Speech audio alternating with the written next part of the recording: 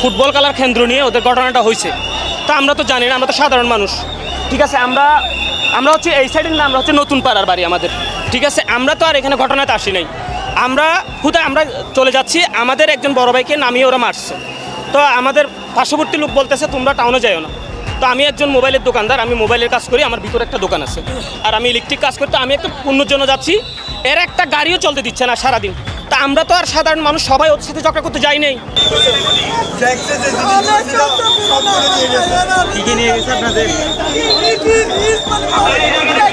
মাইয়া একটা স্কুল তো আসতেছে, এগুলো টানিয়ে নামাইয়ের তারপর মাইজিতে রান মাইয়ের এরা আসে আমাদের, আমরা তো ব্যবসা করতেছি, আমরা তো কারোর সাথে ঝগড়া করতেছি না, আমরা ব্যবসা করতেছি।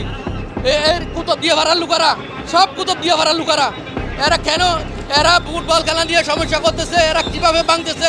আমার আরা দরজা ঠেলা মারা ভিতরে ওই কুতুব দিয়ে ভাই জালুক সব আইছে এখানে, আমরা ভিতরে 10,000 আইছে এখানে দেখতে পাচ্ছেন না, এর জন্য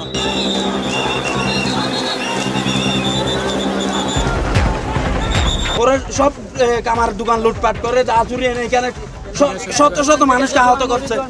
মানে এখন বর্তমানে মানুষের ঘরে ঢুকে মারতেছে, এখানে বিকাশের দোকান ভেঙে মোবাইল টাকা পয়সা সব কিছু নিয়ে গেছে। এখন বর্তমানে মানুষের ঘরে হামলা করতেছে।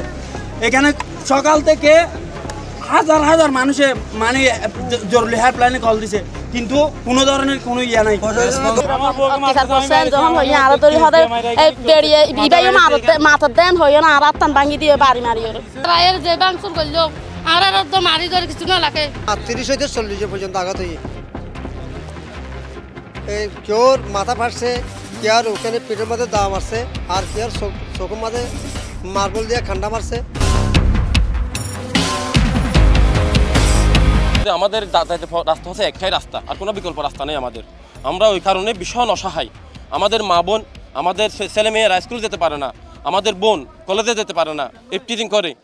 একটু শান্ত হয়ে থাকুন, কেউ কোনো প্রকার উচ্ছৃঙ্খলা করবেন না। বাংলাদেশ সেনাবাহিনী যে কথা বলবে আপনারা সবাই ধৈর্য সহকারে সেই কথা, কেউ কোনো প্রকার উচ্ছৃঙ্খলা করবেন না।